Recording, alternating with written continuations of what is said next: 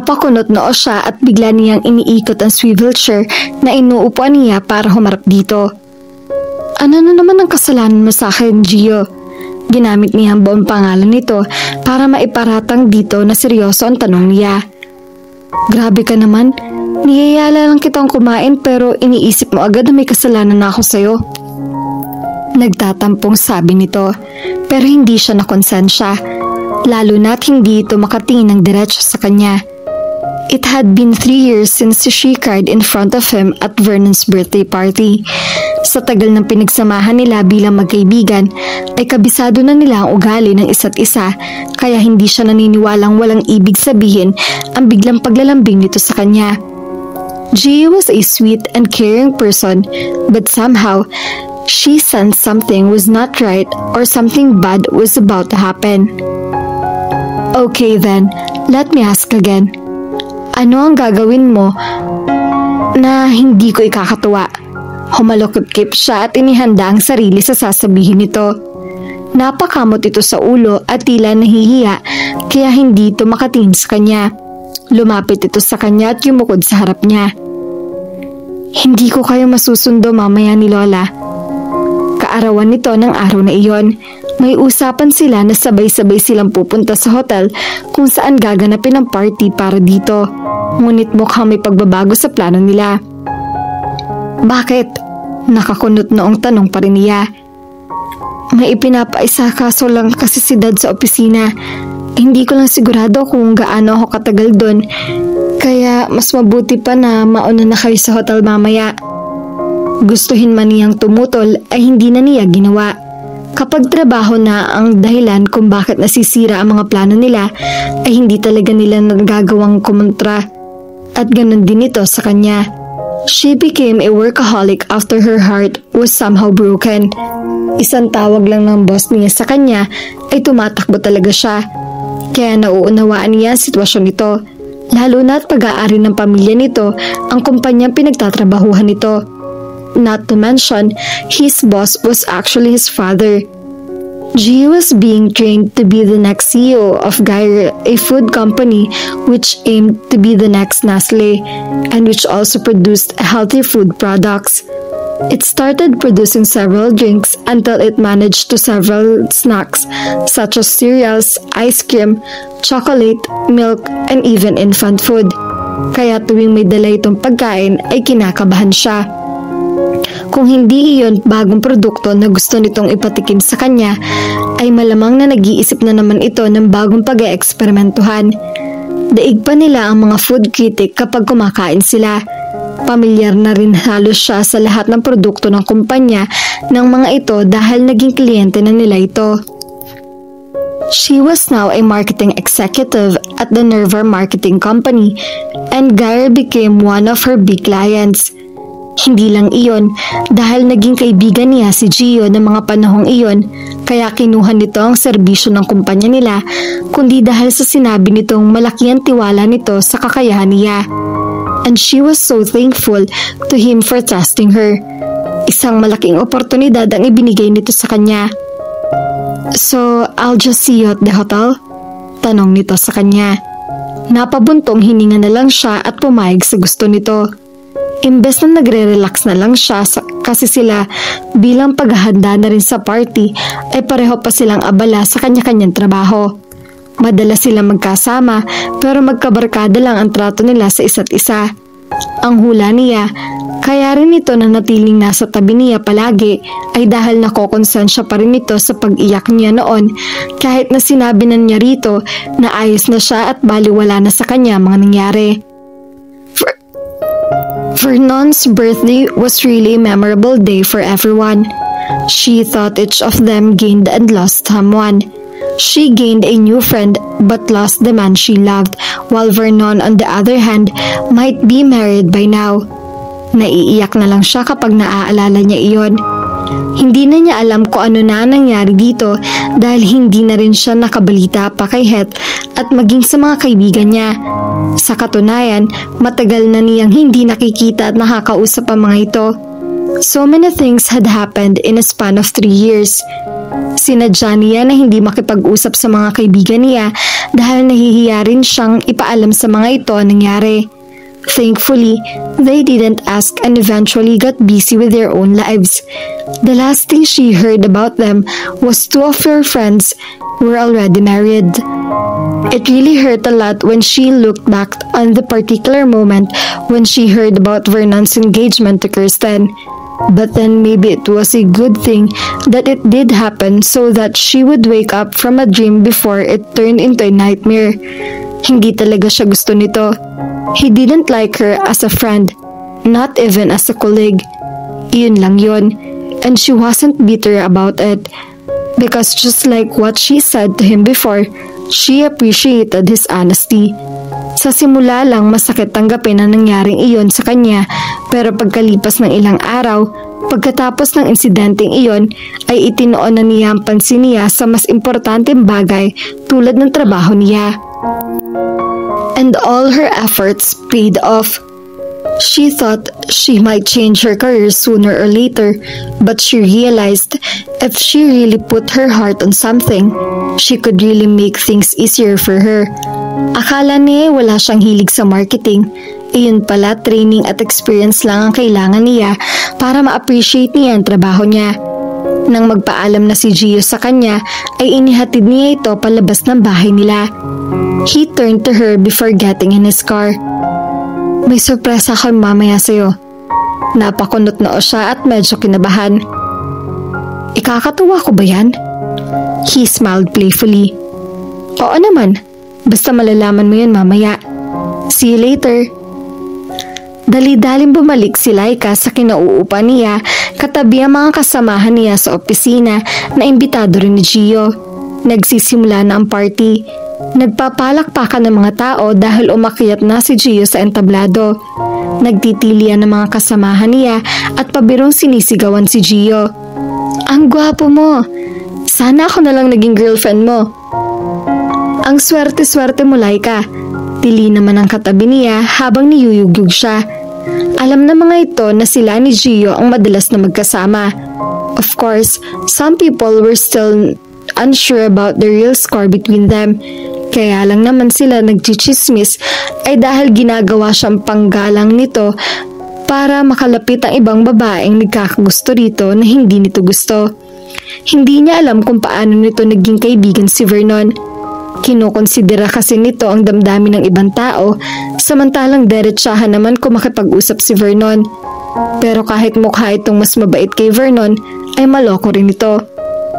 And that was based from experience. Kaya nga kinakabahan siyang malaman ang sorpresa nito sa kanya. Ngiti at kaway lang ang isinagot ni Gio sa kanila. Hindi siya makatiis na hindi makigulo sa mga kasamahan niya. I love you! Sigaw niya habang nakangiti at nakatingin dito. Inagaw nito ang mikropono sa ama nito. I love you too. Nakangiting sagot nito sa kanya na para bang sila lang ang tao sa function room na iyon ng hotel kung saan ginaganap ang birthday party nito. Tumikhim ang ama nito at binawi ang mikropono kay Gio. Inianunsyo ng ama nito na si Gregorio Valdez na magiging CEO ng Gyre. Napasinghap siya. It was the best birthday gift ever, lalo na't alam niyang pinaghirapan iyon ng kaibigan niya. She was so happy for him that she clapped and cheered for him even more. Of course, it wouldn't be effective until next month. Dugtong ng ama nito na tila pinuputol ang pag-iingay nila. Masyado kasi silang excited. Parang anak na rin ang turing sa kanya ni Tito Greg. Malapit talaga ang loob niya sa pamilya nito at ganun din si Gio sa lola niya. Thanks, Dad. Hindi ko pa rin kalilimutan ang billing niyo na bigyan agad ako ng apo. Sagot ni Gio, kaya nagpalakpakan na naman ang mga kasamahan niya. Ang ibang bisita ay natatawang napatingin na rin sa kanya dahil ang alam ng mga ito ay siya ang constant date ni Gio. Naiiling na nag-iwas na lang siya ng tingin sa mag-ama. Kapag nag-usap talaga ang dalawa ay hindi po pwedeng hindi mag-aasaran mga ito. Lalo na kung kasama pa ang lolo ni Gio sa usapan ng mga ito. That was one of the things she loved about Gio and his family. They hated formality. Kahit pa sabihing mayaman ng mga ito, ay napakabait na mga ito kahit sa sinong tao. Nakita niya ang sinesenyasan siya ng mag-ama na umakyat sa entablado. Pinaunlakan siya ng mga ito at napangiti siya nang ipakilala siya ni Tito Greg bilang babaeng napupusuan nito para sa anak nito. Kung iyong mararapating iha, pumayag ka na sanang magpakasal sa anak ko. Kahit saka na lang ang ligawan, basta ihanda na muna natin ang kasal. Pwede ba yon? Kahit pabiro lang ang pagkakasabi nito, ay alam niyang totoo iyon. Binabakura na siya nito para daw wala nang aangal pa. She felt blessed and happy as she stood beside the Valdez family. Hindi rin naman masama kung mapapaibig siya sa pamilyang iyon. Masayang-masaya rin ang Lola Lea niya na nakikisali sa kantsawan habang nakatingin sa kanila. Nakangiti siya habang tinitingnan ng mga bisita. Ngunit agad na nawala ang ngiti niya nang mapatingin siya sa direksyon ng lalaking nakatayo sa isang tabi at matamang nakatitig lang sa kanya. Ito lang ang kaisa-isang tao na hindi pumapalakpak kaya hindi maiiwasang hindi niya ito mapupuna. Taliwas din ang ekspresyon nito sa mga naroroon kaya natigilan siya at nahalata iyon ni Gio. Tiningnan din nito ang tinitingnan niya hanggang sa ang ibang bisita ay tumingin na rin sa direksyong tinitingnan nila. It was Vernon. Hindi man ito iyon makita ng malapitan ay sigurado siyang ito iyon. He was the only guy she knew who fitted the description. Tall, dark and handsome. Or should she say, viciously handsome. He still had the same hairstyle. His wavy hair was longer, but it was neat in a way that complemented the shape of his face. He stood as if the world was just under him and everything would be under his control. And he still looked at her as if she was a nuisance in his life. Kung ito ang sinasabi ni Gio na sorpresa nito sa kanya, ngayon pa lang ay sasabihin na agad niya rito na hindi siya natutuwa sa naisip nitong iyon. Gusto niya na sanang kumprontahin si Gio kung inimbita ba nito si Vernon, pero naunahan na siya nitong pagsalita. "What is he doing here?" he whispered to her, which surprised her even more. "I'm actually asking myself the same question." Bulong din niya rito. Nang maglakad si Vernon palapit sa kinaroroonan nila ay natahimik ang lahat ng tao. He was staring at her as she walked towards their direction. Hindi niya maiwasang makaramdam ng takot at pagkailang. He didn't say anything to her when he stopped a few steps from where they were standing. "You didn't tell me you two were seeing each other," sita nito kay Gio. "I thought you won't be interested about her," casual na sagot ni Gio rito. Kung siya ang tatanungin nito ng ganoon, ay malamang na iyon din ang sasagot niya. Ano nga ba kasing pakialam nito sa kanilang dalawa ni Gio? Okay, Gio and Vernon were best friends, but updating him about his life, more specifically his love life, was not really necessary. Kaya hindi niya maintindihan kung bakit tila nagagalit si Vernon. Nakita kasi niyang naniningkit ang mga mata nito habang nakatingin pa rin kay Gio. Nang balingan uli siya nito ay wala siyang maapuhap na sasabihin dito. Pero bakit kung makatingin nito sa kanya ay parang ipinapahiwatig nito na hindi siya nababagay kay Gio. She felt insulted just by his mere glance. "Stay away from her," anito kay Gio. Hindi lang siya naguluhan sa sinabi nito, pati na mga taong nakarinig sa deklarasyon nito. And that made everyone even more speechless. At a young age, it was easy to see that Vernon was an achiever. Hindi siya kailanman nagkaroon ng mababang marka sa klase mula na mag-aral siya hanggang sa makapagtapos siya. Wala rin siyang anumang bisyo dahil iisa lang ang pinagbubuhusan niya ng atensyon at iyon ay kung paano magiging isang magaling na tagapamahala ng kumpanya nila. Bata pa lang sila ng kapatid niya nang mamatay sa sakit ang kanilang ina at sa edad na 5 ay iminulat na siya ng kanyang ama na siya ang tutulong dito para mas maparami pa ang mall na ipinatayo pa ng lolo niya. At nagawa naman niyang lahat ng nais ng kanyang ama. They now had several branches all over the country. The only thing that kept him busy aside from what he usually did was the renovations they needed to do with some of their old branches. And he was already getting bored with it because everything seemed to run smoothly. Nothing seemed to need his attention anymore. It also felt like he had been doing that all his life. Parang nawawala na siya ng gana dahil halos lahat ng problema ay nasolusyonan na niya. Sinabi ni Heath sa kanya na baka panahon na para subukan niyang lumabas at makaranas na dumalo sa mga pagtitipon. Pero paano niya gagawin iyon kung hindi niya kahihiligang dumalo sa mga pagtitipon maliban na lang kung kinakailangan? Huminga siya ng malalim. Baka pagod lang siya kaya kung ano-ano nang iniisip niya. Ilang taon pa lang ay nasimulan niyang pamahalaan ang kumpanya nila. He was 25 when he became the CEO. It was tough because it took time to gain trust and respect of his colleagues and other officers in the company.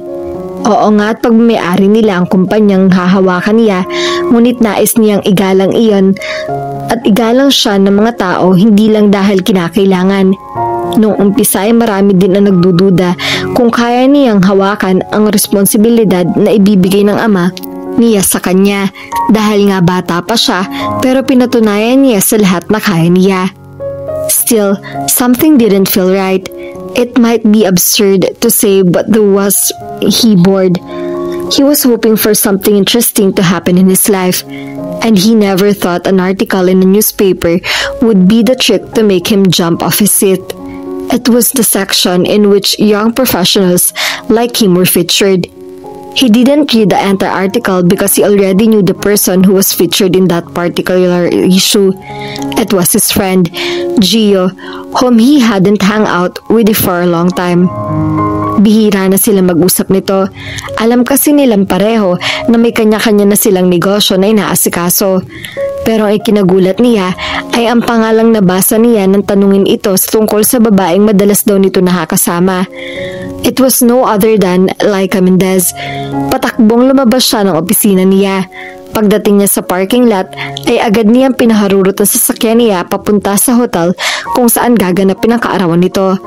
Medyo nahirapan siya sa pagpasok dahil wala siya sa guest list.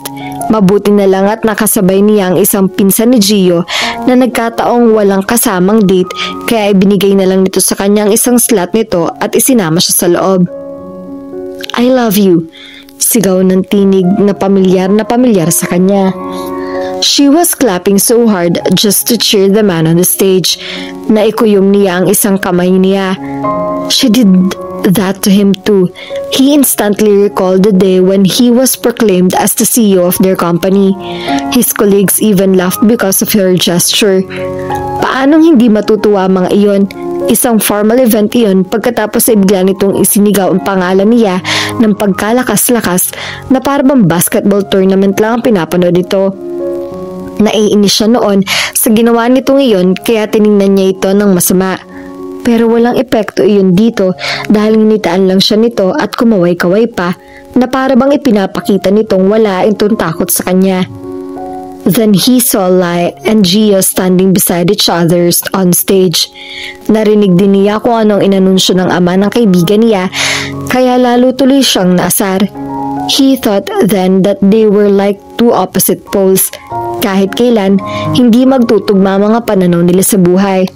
But now, he couldn't control his rage seeing her cheer and stand beside her another woman. Para bang ipinapamukha pa nito sa kanya na iba talaga ang gusto nito at hindi niya yun matatanggap. He couldn't take the fact that she used to be in love with him, that he was now a part of her past. But he swore to himself that he would make her fall for him again. He loved her then. Hindi lang agad niya iyon maamin dahil ang iniisip niya ay nakokonsensya siya lang talaga na siya nang makitang umiiyak si Lai nang dahil sa kanya. It didn't make sense anyway. Why would he fall for her when he already rejected her and during the time that he did really meant what he said? But things started to change right after that conversation. When she told him she appreciated his honesty, he already liked her. He admired her guts. Itinanggi niya lang yon at hindi pinagtuunan ng pansin dahil abala siya sa trabaho niya at wala siyang oras para dito. He already told himself if he would dedicate his life to their company and to his family. Kaya kahit gustuhin pa niya makipagrelasyon, ay kawawa lang magiging nobya niya dahil hindi niya rin iyon mapagtutuunan ng atensyon. But Laika happened to just pop out of nowhere. Nang aksidente magkita sila sa mall, ay inakala niyang magiging istorbo lang ito sa trabaho niya. Pero sa halip na makagulo ito, ay nakatulong pa ito sa kanya dahil ang lahat ng isinuhestyon nito sa kanya ay ginawa niya at inaprubahan noon ng kanyang ama. He kept the list he wrote, not knowing it was her popular and to become the perfect place to hang out. Now, he couldn't help but think that Gio intentionally didn't invite him so that he wouldn't know they were actually seeing each other. He also couldn't help but just to get up there and confront the two about their relationship. Hindi niya karaniwang ginagawa ang sumugod nang dahil handa sa kung ano ang gagawin at kung ano ang dapat na sabihin. Pero paano niya masisimulan ang pagpapaliwanag kay Lai? Kung mas maaga lang sana niyang pinuntahan ito, ay baka na iba pang sitwasyon. Pero dahil matagal niyang itinanggi na gusto niya rin si Laika, ay nagsayang siya ng panahon bago kausapin ito. 3 years had passed and Laika was currently linked with a guy who was also his best friend. He felt betrayed even though he didn't have the relationship with her before. He also felt like everyone was conspiring against him, maging ang mga kaibigan ng kapatid niya at sila ay bigla ng lamig ang pakikitungo sa kanya. When Gio said he thought he wasn't interested to know about Laika, he wanted to punch him instantly on stage. Of course, he knew he was interested. Itinanong niya ang tungkol kay Laika pagkatapos ng birthday party niya noon. Pero isang simpleng pagtanggi lang ang tinugon niya nang kamustahin siya ni Laika rito. So he got the impression that Gio didn't really care. How could he lie to him like that? Galit ba ito sa kanya dahil sa nagawa niya kay Laika at hindi lang siya nito madiretsa dahil may ilang business transactions sila na maaaring maapektuhan? Huminga siya ng malalim at agad na umalis na lang sa lugar na iyon kung saan ginaganap ang birthday party ni Gio. It was only out of courtesy that he greeted him. Hindi niya rin kasi matatagalan na makita magkasama si Gio at Laika kaya mabilis na iniwan na rin niya mga ito. God, I am so doomed, he thought to himself as he sat inside her car. Bago pa man niya mabuhay ang makina niyon ay nagring ang cellphone niya. It was his brother Het. Kuya Vern, asan ka? Hindi ka pa ba uuwi? Baka gusto mo naman kami saluhan dito sa bahay. You know, family bonding. Ever heard of that term? I know you'll be surprised to hear this, but I just went to a party. Whoa, you mean in a bar where chicks try to hook up with you, or you're the one who hooks up with them? No, I'm actually in a birthday party. Umungol ito. Haltang dismayado pero agad na nagbago ang reaksyon nito nang sabihin niya tungkol sa pagkikita nila ni Lai. Sila na? Talaga? No, they are not in a relationship. Napataas ang boses na sagot niya rito. Gio just said it was Laika that usually hangs with them. People just assumed they're an intern. Okay, I get it. Hindi mo naman kailangang magalit. He tried to calm himself. I'm sorry for yelling out you. Pasensya na rin kung hindi ako makakasabay sa hapunan. Napabuntong hininga ito. Kirsten was expecting you to come. I know. Again, I'm so sorry. Nang matapos ang pag-uusap nila, ay ipinagpasalamat niyang wala sa bansa ang ama nila dahil kung nagkataon na malaman nito ang nangyari sa kanya, ay malamang na pinagsasabihan siya nito. With the situation he was in, it was hard to think of a plan on what to do next to get Laika back to his life. But giving her up was out of the question. Uuwi ka na ba? Tanong ni Laika nang kaopisina niyang si Ella. Naghahanda ng umuwi ang mga ito kaya napatingin siya sa orasan na nasa loob ng department nila. Hindi niya namalaya na uwian na pala. Yeah, sasabay na ako sa inyo palabas. Sagot niya, saka nagmadali na ring inayos ang kanyang gamit. Gusto mo bang sumama muna sa amin na manood ng sine? May libre kaming tiket. Sobra pa ng isa. Nag-back out si Cheryl dahil kailangan daw niyang umuwi agad. Sabi nito na tinutukoy ang isa pang kasamahan nila. Nang malaman niya kung anong oras ang palabas at kung anong panonoorin ng mga ito, ay pumayag na rin siya. Total, kailangan din siguro niya mag-unwind. Pagkatapos ng birthday party ni Gio ay madugong paliwanagan na ang ginawa niya sa mga kasamahan niyang nagtanong kung sino talaga si Vernon sa buhay niya. Bagaman sinabi niya kaibigan si Vernon ni Gio at kapatid dito ng kaibigan niya si Heath, ay hindi agad naniwala mga ito. Malakas daw ang kutob ng mga ito na may something sa kanilang dalawa. Ayaw niya magsinungaling pero ayaw na rin niyang magbigay pa ng detalye dahil para sa kanya ay nakakahiya ang mga kagagahang ginawa niya noon. Hindi rin na rin iyon dapat malaman ng mga kasamahan niya dahil kapag nagkataon, wala na siguro siya mukhang ihaharap sa mga ito. Nang nakapila na sila papasok sa sinihan, ay tulalang sumunod lang siya sa mga kasamahan niya. Until someone held her hand. Napatingin siya sa taong katabi niya at ganun na lang ang gulat niya na makita si Vernon. Wala sa usapan nila na kasama ito sa panonood nila na sine. Bakit nandito ka? Tanong agad niya rito. I own this place, remember? Lihim siyang nainis. Oo nga at pag-aari ito ng mall. Pero hindi naman niya inaasahan. Nasusulpot na lang ito bigla sa likuran niya at hahawakan pang kamay niya. But then, come to think of it, who could possibly give them the free tickets? Kilalang kuripot ang mga kasamahan niya sa trabaho, kaya sigurado siya ito ang sponsor nila sa lakad nilang iyon. Let's go! Yayapan nito sa kanya na para bang sila lang ang magkasama. Nang tangkain niyang bawiin ang kamay niya, ay ayaw nitong bitawan niyon.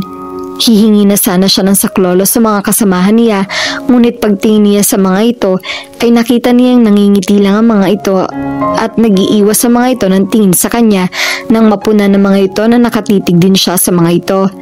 Instead of helping her to be separated from Vernon, her office mates just ignore them.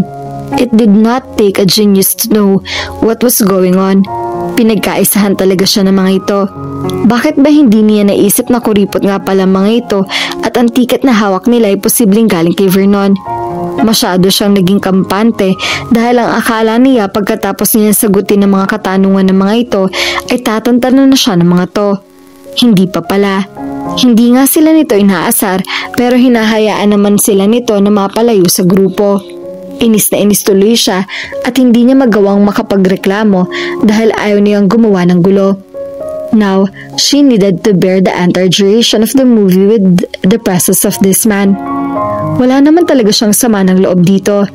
Ang kaso, sa mga ipinapakita nito sa pagtrato nito sa kanya noon, ang siyang kinaiinis niya. Mapapalampas na sana niya ng pagsabihan nito si Gio na layuan siya pero ang yakapin siya nito mula sa likuran dahil pinauna nito ang padaanin ng mga papasok sa sinihan ang hindi niya mapapatawad. Mas ikinagulat niya na ang tiket pala na napunta sa kanila ni Vernon ay hiwalay sa upuan ng mga kasamahan niya. Nais niya tumakbo palabas pero hindi niya yun magagawa dahil hawak pa rin nito ang kamay niya. She texted Gio and asked him to pick her up as soon as possible. Saka na siya magpapaliwanag. Ang mahalaga, nasabi niya dito kung nasan siya. You should turn off your cellphone. Magsisimula ng palabas. Bulong sa kanya ni Vernon na habagyapang inilapit ang mukha sa pisngi niya. Napipikon man ay pinili niyang manahimik na lang. Kahit naramdam niyang hindi pa rin binibitawan nito ang kamay niya, ay hindi na lang siya umimik pa. Nagtataka siya kung bakit kung umakto ito ay para bang may relasyon sila. Nang matapos ang palabas ay tumayo na agad siya. Kulang na lang ay makipag-unahan siya sa mga tao para lang makalayo rito. She went to the restroom just so he would let go of her hand. Pero anong pagkadismaya niya nang paglabas niya ng pinto ay ito agad na nabungaran niya. Inabangan pala talaga nito ang paglabas niya. And again, she was captivated by him. Hindi niya inaasahang hihintayin pa siya ng mga kasama niya dahil halata namang ipinaubaya na siya sa mga ito kay Vern para ihatid siya sa pag-uwi. But that won't happen. Sisiguruhin niya maghihiwalay sila ng landas ora mismo. You can go now. May kailangan din naman akong bilhin. Kaya baka magtagal pa ako. Ano bang bibilhin mo? Just a few personal stuff. Pagsisinungaling niya. Sasamahan na kita. Napahinto na siya sa paglalakad. Huminga siya ng malalim at nag-ipon ng lakas ng loob para pagtarangkahin na ito. She couldn't take it anymore. She was so puzzled by his action, but she didn't want to know his reasons why he was acting that way. Look, no offense, but I prefer to be alone now. None taken? Sagot naman nito sa kanya na inaakala niyang iiwan siya nito. Pero bigla itong maidinagdag sa sinabi nito. But you should also understand that from now on, I'm more than willing to accompany you. Saan ka ba mamimili? Sa grocery? Gusto niyang sumigaw pero pilit pa rin niyang pinakalma ang sarili bago uli ito binalingan. Why are you doing this? Naguguluhan tanong ni Rito. Because I missed you. Napamaang siya sa diretsahang sagot nito. Noon pa man ay alam niyang hindi ito ang tipo ng tao magsisinungaling. Pero sa pagkakataong iyon ay duda talaga siya kung nagsasabi ito ng totoo. They weren't even friends, for God's sake. Bakit siya namimiss nito? Nang magring ang cellphone niya ay laking pasasalamat niya nang makitang si Gion tumatawag sa kanya. Itinatanong nito kung nasaan siya. Sinabi niya kung saan sila pwede magkita. When their conversation ended, she told Vernon someone was speaking her, so she should really leave her. Si Gio? Panghuhula nito sa kung sino susundo sa kanya. Tumango siya. He had a dimmed expression before speaking to her again. Let's go, meet him then, sabi nito. Napamaang uli siya rito. Lord, you're so unfair. Nagsisimba naman ako tuwing linggo. Wala rin akong inaalipustang tao. Pero bakit ganun? You know, I could handle anything but this. Because this, it is a torture. Laika helplessly thought to herself as she, Gia, and Vernon walked around the grocery section. They were still at the mall. Napilitan siyang bumili ng ilang personal na gamit para lang mapanindigan ang sinabi niya kay Vernon. When they met Gio, she instantly told Vernon he should get going. Si Gio na lang ang sasama sa kanya sa grocery. Pero hindi gaya ng inaasahan niya reaksyon ni Vernon. He was definitely being stubborn. Hindi ito pumayag na iwan silang dalawa ni Gio. Mabuti sana kung mukhang magkasundo ang dalawa, pero kanina pa niya napapansin na parang nag-aasara ng mga ito. Malapit nang magsara ang mall, kaya nagbadali na rin siya sa pagpili ng kung ano-anong pwede niyang magamit. Hawak na niya ang isang energy drink nang marinig niyang magsalita si Gio. You're still going to buy that? Wag na. Bibigyan na lang kita bukas pagkagaling ko sa opisina. Napatingin siya sa hawak niya.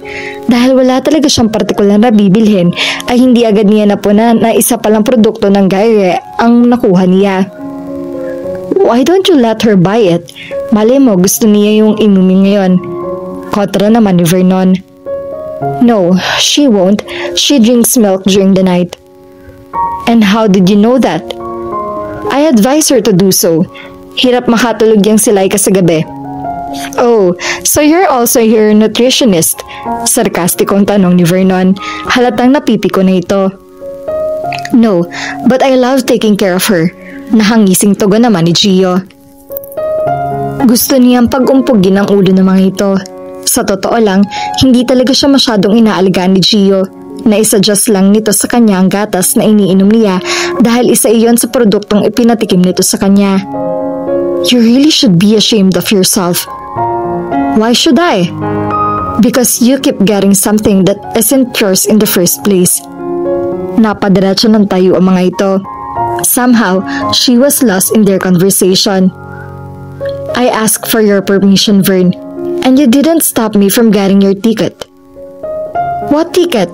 Yung para sa Crafts for a Cause? Ang tagal na nun ah. Nakakunot noong tanong niya sa isip niya. Kailangan niyo pa bang pag-awayan yan? Matagal na nangyari yun, hindi ba? Tanong niya sa mga ito. Saka binalingan si Vernon. You even let Gio have your ticket, kaya bakit ka nainis ngayon? That's because he grabbed it from me. So what are you saying? Nanghihinayang ka dahil hinayaan mo siyang kunin ng ticket mo? Yes. Well, I don't believe you. And just like I said, it's all in the past now. Wala nang saysay para pag-usapan pa natin to. Ano ba kayo? Para kayong mga bata. Laika, sabay-sabay silang napalingon sa matandang lalaki na tumawag sa pangalan niya. Matikas pa rin ang tindig ng matandang lalaki at kundi lang sa ilang puting buhok na nakikita sa ulo nito ay aakalain ng mga tao na nasa early 50s pa lang ito. It was Mr. Jaime Cruz, one of their sponsors in the event, and she and Gio were about to conduct next month. He owned a boutique which specialized in sportswear and equipment. Sir, gulat na sabi niya. Good evening po. Oh, come on, Iha. Drop the formality. We're just in the grocery store anyway. Ngumiti lang siya rito at ipinakilala sa matanda ang dalawa. Nang malaman nitong si Gio ang anak ng may-ari ng Gyre ay halatang nagulat ito. Nang si Vernon naman ang ibinalingan nito ay agad na biniro siya nito. Boyfriend mo? Nahangiting tanong nito sa kanya. Hindi sir, ito nga pala si... Saglit siya nag-isip ng kung anong dapat itawag dito hanggang sa naisip niyang mas gusto nga pala nito na hindi na ito itinatawag. Na para bang malapit sila sa isa't isa. Kuya Vernon, bigla tuloy niyang tinawag ito sa pangalang hindi naman dapat karaniwan tinatawag dito. Napatingin sa kanya mga ito. Nakakunot na si Vernon at halatang hindi nagustuhan ang sinabi niya. Mukha nagtaka naman si Mr. Cruz sa sagot niya. Lalo at alam nito nag-iisang anak lang siya habang si Gio naman ay halata nagpipigil lang ng tawa. Nakakatandang kapatid po siya ng kaibigan ko. Paliwanag na lang niya. Oh, I see. Tumangung sabi niya rito. This is not funny. Sabi agad ni Laika kay Gio pagsakay nila ng sasakyan nito. Humalakhak ito pagkatapos niyang ikwento rito ang mga pinaggagawa ng kaibigan nito sa kanya. I know, but I couldn't help but laugh. I can't believe Vern would go as far as that. Laking pasalamat niya na dumating ito para sunduin siya dahil kung hindi, malamang na hindi niya na matatakasan si Vernon. At nagpasalamat din siya sa pagsulpot ni Mr. Jaime Cruz dahil kung hindi, hindi pa sila lulubayan ni Vernon. They instantly left him when Mr. Cruz was about to discuss a few things about business after he found out that it was Vernon's family who owned the mall they were in. Kaya sila nakatakas agad kasing nakapagpaalam si Gio at hinila na siya. Alam na rin kasi nito na wala talaga siyang bibilhin sa grocery. But his reaction to what had just happened kind of pissed her off. Tumigil ka na nga sa kakatawa riyan. Kaya ko sinabi sa iyo ang lahat ng ginawa niya sa akin ay para pakiusapan kung sasabihin siya na huwag na uling guguluhin ang buhay ko. Ayoko nga. Nanlaki ang mga mata niya na isinagot nito. Do you think he'll listen to me? Baka nga pagbantaan pa ako nun kapag inawat ko siya na sa gusto niyang gawin sa'yo. Kaya hahayaan ko na lang kayong dalawa. But he's your best friend. So? So you should care. Yes, he is my best friend. And because he is my best friend, I know him too well. I also know he won't listen to anyone but himself. Naiinis na naipadyak niya ang isang paa dahil sa mga isinagot nito sa kanya. Hahayaan mo na talagang guluhin niya ako ng ganon?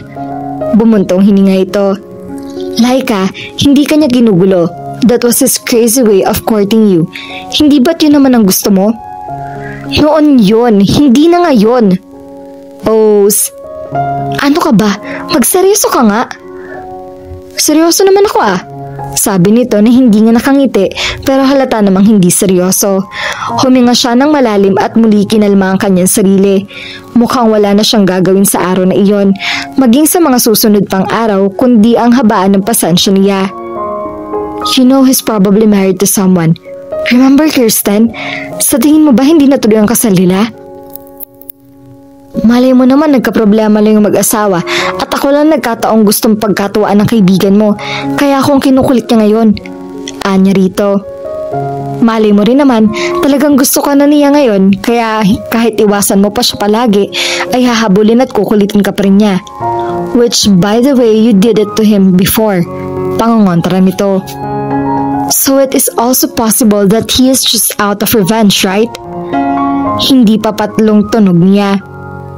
Probably, but the question is, why would he do that? Ano bang mapapala niya kung gagantihan ka niya? Hindi siya nakaimik kaya tumingin na lang siya sa labas ng bintana. Truth be told, it bothered her that Vernon was making an effort to be with her, but whatever his reason was, she was scared to know. Give him a chance. It might be for your own benefit. Mahal pa mo rin naman siya, hindi ba? Ilang segundong hindi siya malaman kung ano ang dapat isipin o sabihin, pero inamin na rin niya rito na naguguluhan siya sa mga nangyayari. I don't know, Gio. Basta ang gusto ko lang, huwag na sana kami magkita pa. Nagngingit-ngit si Vernon habang nagmamaneho. Ilang araw na siyang iniiwasan o mas tamang sabihin na pinagtataguan ni Laika. Ang ikinaiinis pa niya ay tinawag siya nitong kuya sa harap ng ibang tao. What was up with that? Nananadya ba talaga ito? Alam niyang pinagsabihan si Laika ng kapatid niya noon na tawagin siyang kuya dahil 2 taon din ang tanda niya rito. Pero gusto niyang gawin ito noon yon. Nung mga panahong ayaw niya sa istorbo at nung mga panahong isang makulit na babae lang ang tingin niya rito. She had never called him that before. So why bother changing her ways now? Tuwing pinupuntahan niya ito sa opisina nito, ay palaging hindi niya ito naaabutan. So he tried setting a meeting with her with an alibi that they needed the services of Nerva Marketing Company. But to his utter dismay, she didn't attend their so-called meeting. He felt devastated. If it meant firing all their staff at the marketing department just so he could make Laika come out of her hideout, so be it. Though of the course he would do a lot of explaining to his father, and that would also ruin his father's tour. Ayaw niyang mangyari iyon. Kaya nga inako agad niya responsibilidad sa kumpanya ay para ma-enjoy naman ng kanyang ama ang buhay nito na hindi nito nagagawa nung kabataan nito. At ang tanging nagawa na lang niya ay ang suhulan ng mga kasamahan nito sa trabaho upang makita lang ito. He sent a few complimentary tickets with an alibi that it was his token of appreciation because Mrs. Nerissa Nervar, the owner of the company, just closed a deal with him. Of course, she knew the reason behind the complimentary tickets. As for the company, his younger brother was the one taking care of it at the moment. He didn't have any choice now but to file a vacation leave. Medyo nagrereklamo lang ang kapatid niya dahil biglaan daw ang pagkakabakasyon niya. Pero nang sabihin niya ang dahilan, ay sinureportahan naman agad siya nito. So, you're finally courting Laika? Good luck, kuya. Basta sabihin mo lang kapag kailangan mo ng tulong ko. Nagulat siya sa reaksyon nito. Alam na rin pala nito na nagkakagusto siya kay Laika noon. Tuwing pinag-uusapan kasi nila si Laika ng mga kaibigan nito, ay nahahalata nitong lihim na nakikinig siya. Ngunit kapag tinatangka niyang pasimple magtanong sa mga ito tungkol kay Laika, ay sadyang iniiba ng mga ito ang paksa. Minsan pa nga ay nagkakanya-kanya na ang alis sa mga ito. Pero naiintindihan niya kung bakit ginawa ayon ng mga ito. Pinoprotektahan lang ng mga ito si Laika. As for his best friend Gio, he couldn't help but despise him. Imbes na tulungan siya nitong dumiskarte, ay pinalala pa nitong sitwasyon. Nang kumporontahin niya ito sa telepono, ay nagtalo lang sila. Wala akong balak na agawin sa'yo si Laika, pero hindi kita tutulungan sa panliligaw mo sa kanya.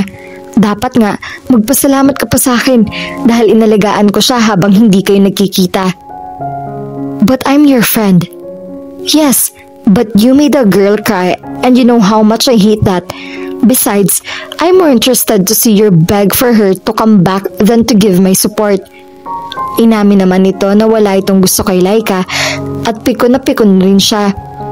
Kaya wala siya nagawa kundi ang dispatchahin ito sa paraang alam niya dahil nagkakagulo lang ito sa mga plano niya. And now he was about to face Laika's grandmother. Ito ang tinawag na kawaksin na pag nagpatuloy sa kanya dahil natutulog pa raw si Laika.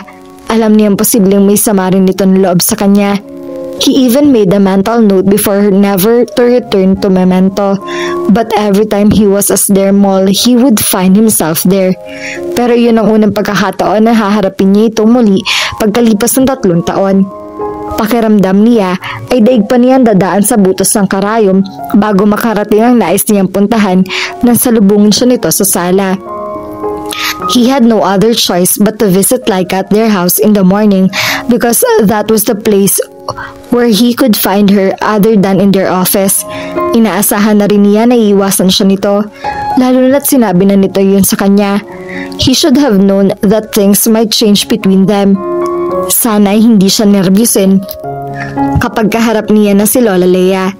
But what bothered him the most was his question to himself that he was afraid to answer. Is she really over me? He kept asking himself. Oo nga, tinaasahan na niya yun noon, pero hindi niya akalaing magkakatotoo yun sa panahong siya ang may gusto rito. Now, she didn't usually speak to him. Hindi rin siya nito tinitingnan at hanggang maaari ayaw nitong mapadikit sa kanya.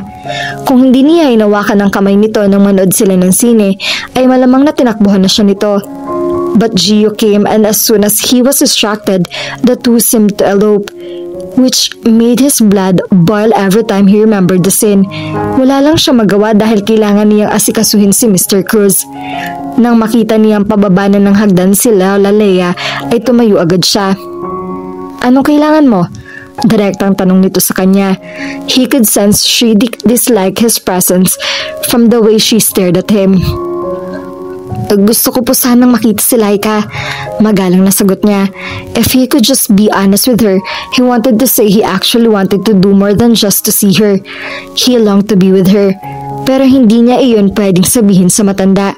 Baka imbes na matuwa ay palayasin pa siya nito. Bakit mo siya gusto makita? He sighed and thought for a while. Nagdadalawang isip siya kung paano sasagutin ang tanong nito. Inisip niya kung sasabihin ba niya ang totoo o mag-iimbento na lang siya ng dahilan tulad ng ginawa niya sa mga kasamahan ni Laika sa trabaho. In the end, he chose to be honest.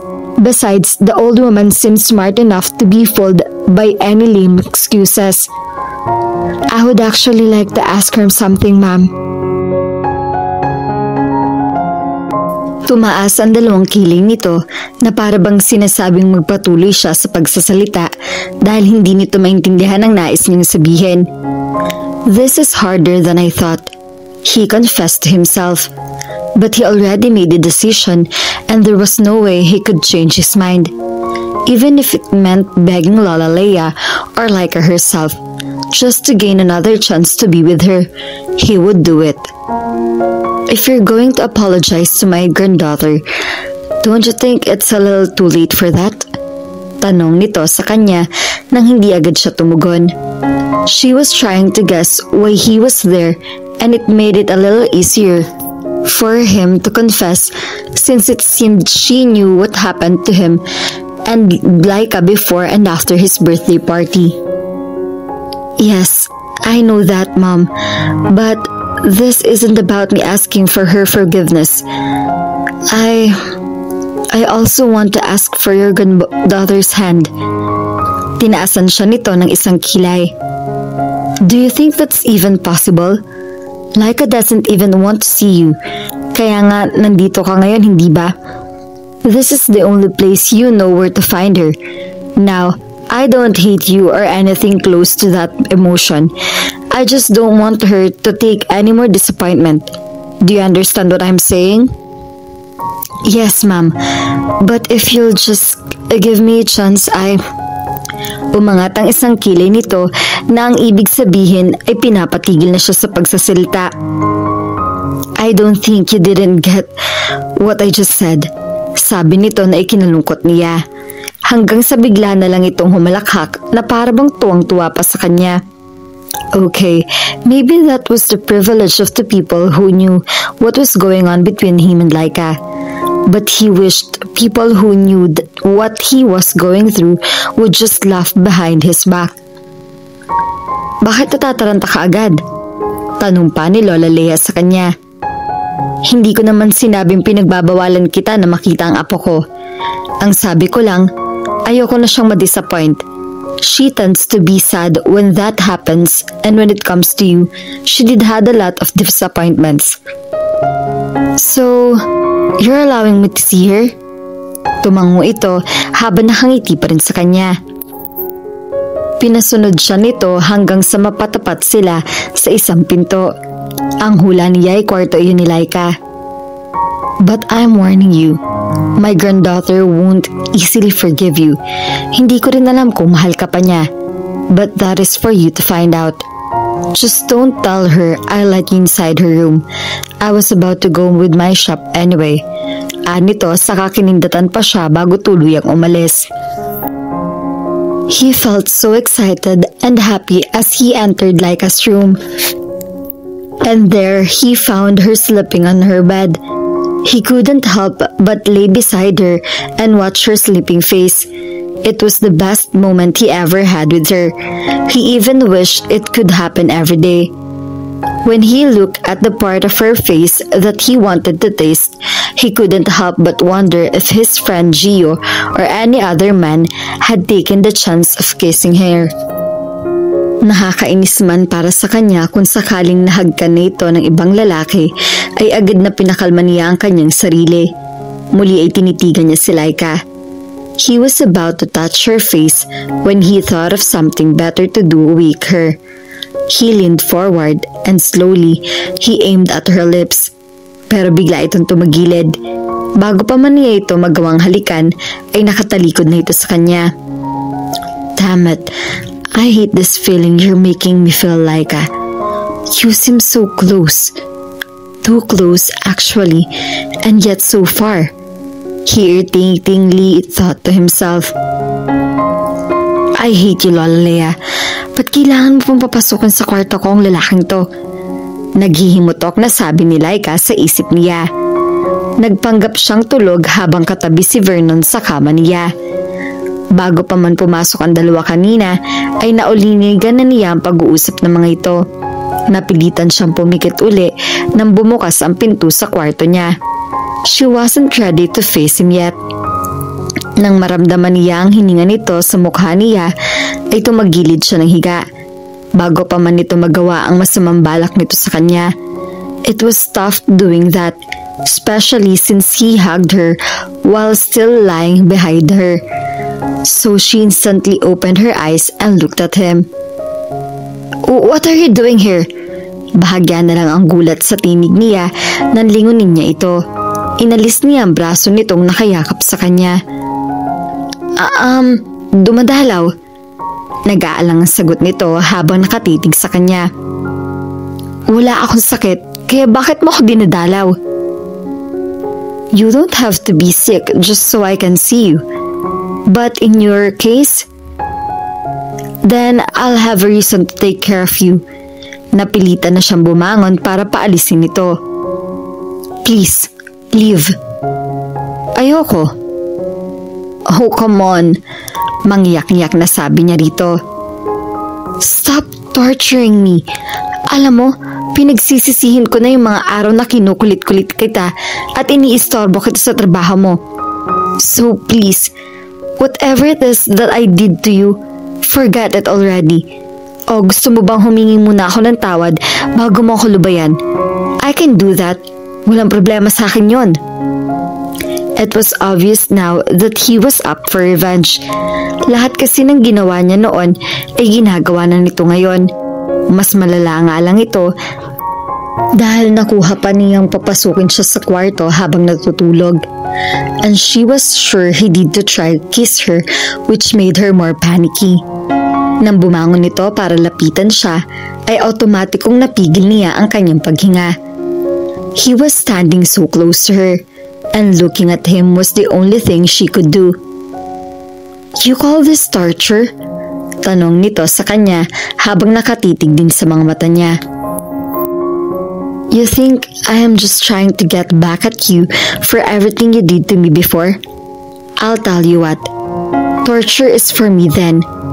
Torture was when I saw you and Gio together on stage announcing to the world that someday the two of you might marry each other. Kung hindi ko pa nakita sa dyaryo na madalas pala kayo nagkakasama, hindi ko pa malalaman na nagkikita kayo. At kasalanan ko pa pala kung bakit ginugulo mo ang buhay ko. She knew what he was talking about. When G was featured in an article, he mentioned her name as his constant date. Pareho naman nilang alam na hindi totoo yon. No, I'm not blaming you. In fact, If your name didn't appear in that article, I might not realize what I've been missing in my life. Mas pagsisisihan ko kung nalaman kong nagpakasal ka na sa iba dahil kung mangyayari yun, wala na akong magagawa pa para bawiin ka. Oh, come on. Suddenly you want me? 3 years had passed. Why the sudden change of mind? Nagdududang tanong niya. Because it is only now that I finally accepted the fact that I love you. I mean, I didn't know you're the one I want to spend the rest of my life with. Is there a sign which tells a person that a particular person he sees is the one for him? If so, then I am sorry for being clueless not to notice. She stepped back. She wasn't impressed with what he was saying. Para kasing napaka-imposible ng mga nangyayari. I fell for you even before you stopped seeing me. Yeah, right. Sarkastikong sabi niya. Ganun ka talaga, katagal ka nang na-inlove sa akin, pero ngayon mo lang naisipan na sabihin yan sa akin. At ano bang inaasahan mo? Na hanggang ngayon ikaw pa rin ang gusto ko? Sa tingin mo ba, madali sa akin na tanggapin na mahal na kita? I kept denying that for a very long time. I even told myself I was just guilty. For making you cry that day, I announced my so-called engagement. I even dated a few women because I thought somehow somebody might make me change my mind about thinking that I've already fallen for you. But it didn't happen. Wait a minute. Are you saying you didn't marry Kristen? Gulat na tanong niya. Why? Dahil kasal na siya sa kapatid ko. Ang sabihing sorpresa siya ay kulang para maipaliwanag niya ang nararamdaman niya. Nang makita niya ang reaksyon nito, ay inisip marahil nito na hindi siya naniniwala sa sinasabi nito, kaya mabilis na may tinawagan nito sa cellphone nito. She knew 2 of her friends got married, but she didn't bother knowing who their wives were. Iniabot nito sa kanyang cellphone nito. Hindi na siya nagulat nang si Het ang kausap niya. Ilang ring munang lumipas bago nito sinagot ang tawag. Hello, kuya? Kamusta na? Napasagot mo na ba si Laika o sumusuko ka na? Narinig niya ang tanong ni Het sa kabilang linya. Totoo bang kasal na kayo ni Kristen? Tanong agad niya rito habang nakatingin kay Vernon. Laika? Gulat na tanong nito. Bakit hawak mo ang cellphone ni kuya? Sagutin mo muna ang tanong ko. Tumikhim ito. Well, yes, that's true. Sabi nito na parang nahihiya pa sa kanya. Bakit hindi mo agad sinabi sa akin? Hindi ka rin mo nagtatanong eh. Het? Saway niya rito. Hindi na siya mapakali kaya nagpaparoot pa rito na siya. Oo na, magpapaliwanag na ako. Hindi rin naman namin inaasahan ni Kristen na magpapakasal kami agad eh. Alam mo namang mas gusto nila si kuya para sa kanya, hindi ba? I knew she's off limits, but I couldn't help but to be attracted to her. She couldn't help but recall a few things about Het and Kristen. Kaya pala willing ang kaibigan niya na turuan ng babae ng tong-its ay dahil nagpapapansin nito sa babae. Kaya siguro hinahayaan na rin siya nitong pumunta sa bahay ng mga ito noon ay para makadiskarte ito kay Kristen habang kinukulit naman niya si Vernon. At ginawa mo pa akong tulay nang hindi ko nalalaman? Panunumbat niya dito. Of course not. Nagkakahiyaan lang talaga kami ni Kristen na magkaamin na noon na gusto namin ng isa't isa. But I really wanted you to stay away from my brother. Ayoko rin talaga na malalaman mo ang tungkol kay Kristen noon dahil alam ko na masasaktan ka. Kahit naman dinadaanan mo lang sa pangungulit ang panliligaw mo, alam ko na seryoso ka talaga kay kuya. Bahagya siya napangiti sa sinabi nito. Natuwa siya na nag-aalala pala talaga ito sa kanya kahit papaano. Kamusta na ba ang panliligaw sa'yo ng kapatid ko? Kayo na ba? Sa sinabi ni Het ay agad na palis ang ngiti niya. Sige Het, bye-bye. Teka muna sandali. Pinutol niya ang tawag at inaabot kay Vernon ang cellphone nito. Naniniwala ka na ba sa akin ngayon? Tanong nito sa kanya. Tinitigan uli niya ito. Yes, but that doesn't mean we're okay already. I still want you to leave. Now. Lola, how could you do this to your favorite granddaughter? Naiinis na tanong ni Laika sa lola niya paglabas ni Vernon ng memento. She decided to go to their shop instead dahil kung hahayaan niya itong ihatid siya sa opisina ay mas nakakahiya kung doon pa siya babantayan ng lalaking iyon. He had been following her around. Nang paalisin niya ito sa bahay nila ay hindi siya nito pinakinggan. Nang lumabas ito ng kwarto niya ay kusina lang pala ito tumuloy para ipaghain sila ng almusal. Walang nagawa ang kawaksi nila dahil mapilit ito. Nang paalis na siya ay nagpresenta itong ihahatid siya nito kung saan. Wala siyang kawala. At wala rin itong pakialam kung maging yaya, driver o alalay niya ito. Hindi niya alam kung hanggang kailan to magtatagal pero siya ay malapit nang masiraan ng ulo sa pinaggagawa nito. Kung pwede nga lang na sumuot na siya sa saya ng lola niya ay ginawa na niya. Pero syempre, imposible mangyari iyon dahil alam niyang kinukonsinti nito si Vernon ngayon. Ipinagtataka niya iyon dahil alam nito na si Vernon ang unang lalaki nagpaiyak sa kanya. Alam na rin pala nito noon pa ang tungkol sa pagpapakasal ni Heath kay Kirsten dahil sa memento raw mismo pumili ng wedding ring ang dalawa at ang lola pa niya mismo ang nagrekomenda ng mga singsing para sa mga to. Hindi lang nito niyo nasabi sa kanya dahil ayaw na nitong umasa na naman siya. I have no choice, sagot ng lola niya. You're my only granddaughter so I just want the best for you. Best? Gulat na tanong niya. Para kasi siyang hindi maganda ang kalalabasan kapag hindi pa tumigil si Vernon sa kakukulit sa kanya. Kung hindi pa ito inutusan ng lola niya na ibili sila ng lunch ay malamang na nakadikit pa rin ito sa kanya. When he confessed that he loved her, she was scared. She already swore to herself not to fall for him again. Kaya ganun na lang ang pagtakbo at pag-iwas na ginagawa niya ay dahil ayaw niyang magkamali uli rito. Kung magmamahal uli siya, mas gugustuhin niyang sa ibang lalaki na kung sakali. Diyos ko naman, tapos na akong kumanta na Exchange of Hearts, kaya ayoko na. Kung noon ay kinaya niya na masaktan siya ni Vernon, ngayon ay hindi niya alam kung kakayanin pa uli niyang bumangon kapag sinaktan uli siya nito. When she met him again, after 3 years, she felt the same but she was so afraid to take another risk with him. He loves you, sabi uli ng lola niya. Yes, Lola, he said that, but things change. Bata pa ako nung nakilala ko siya at nagkakagusto ko sa kanya. Napailing ito sa sinagot niya. Yes, you were younger then, but not too young not to know if you really love someone or not. Hayaan mo lang siyang pasunod-sunod sa'yo. Ayaw mo nun, siya na ngayon natataranta sa paghahabol sa'yo. This is going to be fun to watch. Naaaliw pang sabi nito. Lola naman, umaangal na sabi niya rito. Ba't kay Gio hindi mo naman ako inaasa ng ganyan? Dahil kahit kailan naman ay hindi ko yan nagugustuhan si Gio. Seryosong tugon nito sa kanya. The two of you are always together but you were never attracted to him even though we teased the two of you. Pinagkakatuan lang namin kayo nung birthday niya. I also saw how jealous Vernon was kaya nakisali ako sa biroan ng mag-ama. She was shocked to know that nauna pa pala nitong nakita si Vernon kaysa sa kanya.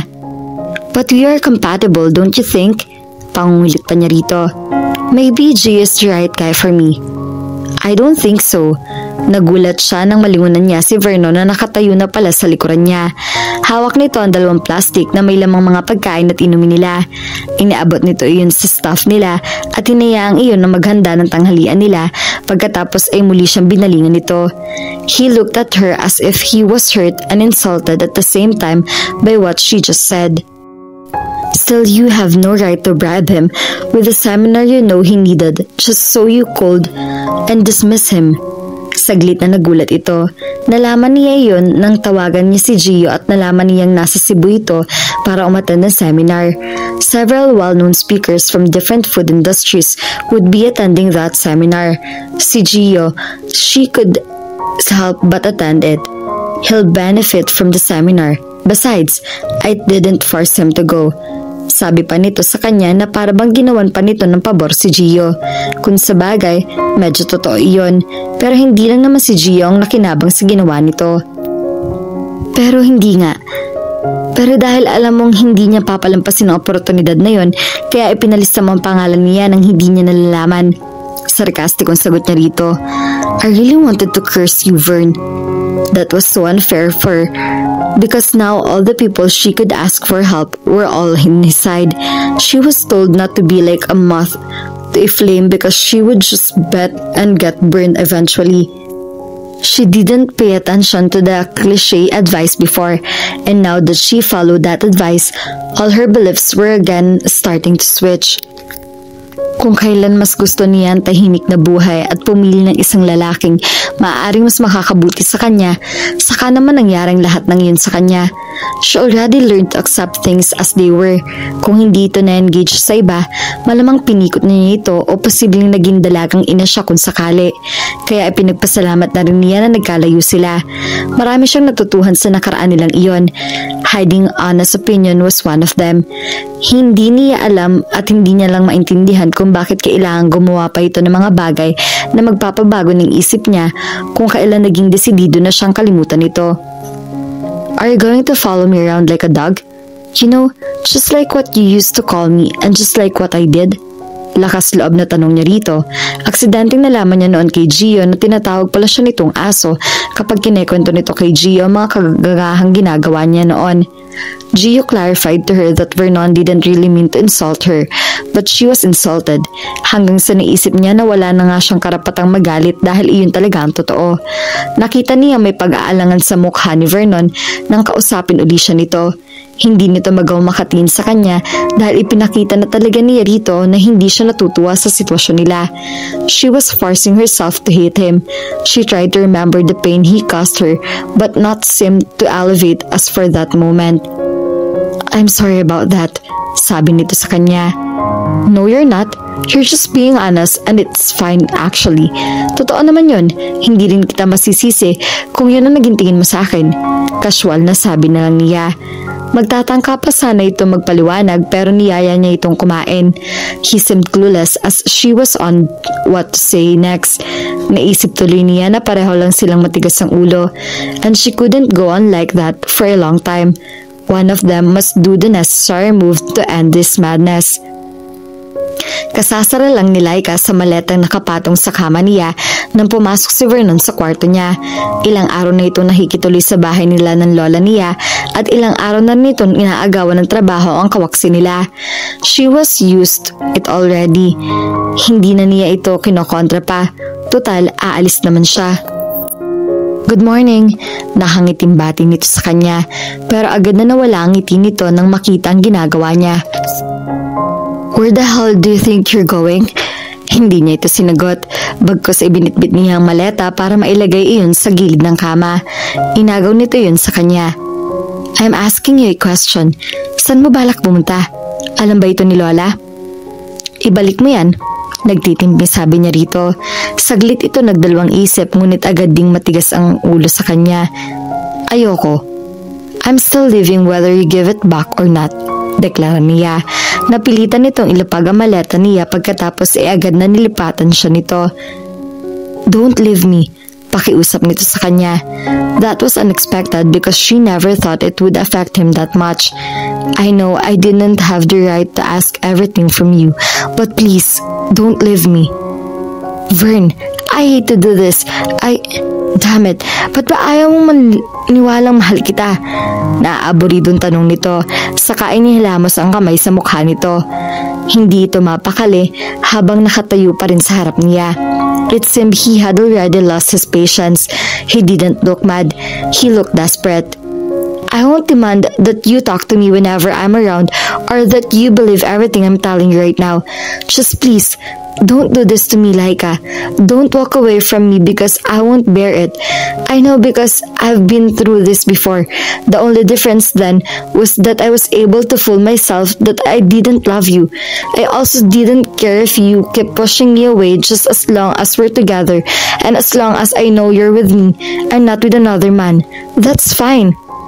Vern, you're being demanding? I know. Putol uli nito sa sasabihin niya. Pasensya ka na. Desperado na kasi ako. Hindi ko naman hihilingin sa'yo na mahalin mo ako uli. Ang gusto ko lang, hayaan mo na ako manatili pa sa tabi mo. Pwede naman siguro yun, hindi ba? She was speechless. I won't let you go. I can't simply do that. And I hope you won't ask me to do that because I've said I won't. Pwede na ba ako magsalita? Tanong niya. If you're just going to tell me you're still living, then no.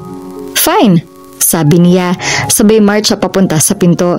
Sinundan agad siya nito, saka siya binuhat kaya nagtigi siya. What are you doing? Vern, ano ba? Ibaba mo ako.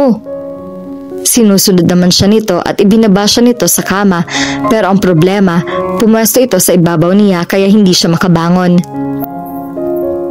Nang maramdaman niyang binitawan na nito ang mga kamay niya ay agad na hinawakan niya ang magkabilang pisngi nito para mailayo niya ang sarili dito. Ayaw sana nitong pumayag na itigil nila ang paghahalikan nila pero marami siyang gustong sabihin dito. Vern, we have to talk. Hinihingal na awat niya rito. Not now please. Nakikiusap na sabi nito. Tinangka uli siya nitong halikan sa mga labi. I'm not leaving you.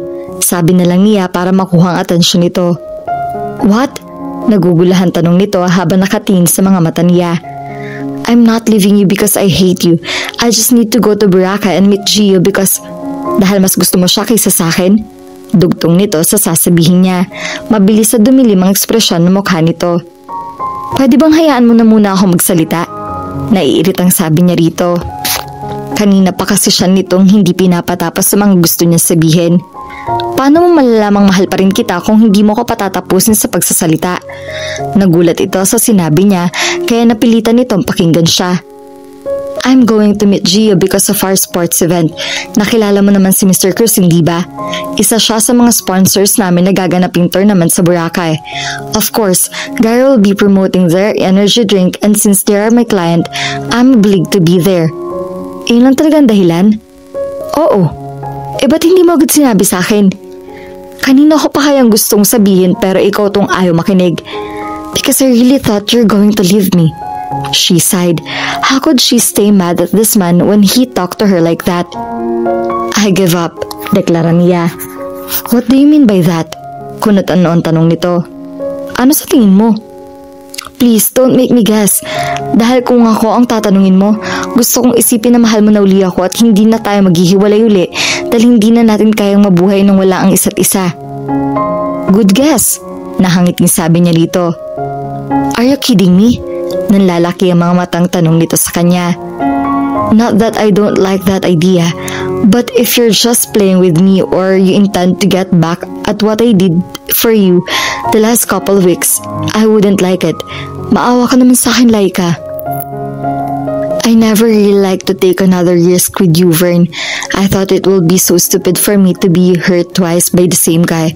But then I realized I should still choose you and not anyone else just to make sure I won't end up crying again. There's really no right formula when it comes to love. At siguro may mga tao lang talagang magaling tsumempo. Tama si Lola nang magdesisyon siyang huwag ipaalam sa akin na hindi natuloy ang kasal niya ni Kirsten. If she did, I might have come back in your life and I'd start chasing you again. By that time, we might have ended up with each other, but I also didn't go after you because I was still preoccupied with my work. I was so busy pleasing my family I forgot myself entirely. I know, and trust me, I completely understand that. So we're okay now? She touched his left cheek and smiled at him. Of course we are. Pwede na uli nating ituloy ang ginagawa natin kanina? Nakangising tanong nito. He was obviously planning to give her more than just a kiss. Teka lang, baka mahuli tayo ni Lola. Nag-aalang ng sagot niya. Ayos lang, mabuti nga yun para ipakasal niya na agad tayo, hindi ba? Natawa siya sa sinabi nito, ngunit agad din siyang natahimik dahil hinalikan na uli siya nito. At dito na po nagtatapos ang kwentong pag-ibig ni Laika at Vernon. At lagi po nating tatandaan, hindi lahat ng habol ay nauuwi sa pagod. Minsan, nagiging dahilan nito ng tunay na pag-ibig. At sa tamang panahon, may isang tao magpapatunay sa iyo kung bakit ka para sa kanya at kung bakit hindi ka para sa iba. Sana po ay may nakuha kayong aral at inspirasyon sa kanilang pag-iibigan. At muli po ay samahan at suportahan niyo po ako sa mga kwentong pag-ibig na ibabahagi ko sa inyo. Maraming salamat po. God bless at ingat po tayong lahat.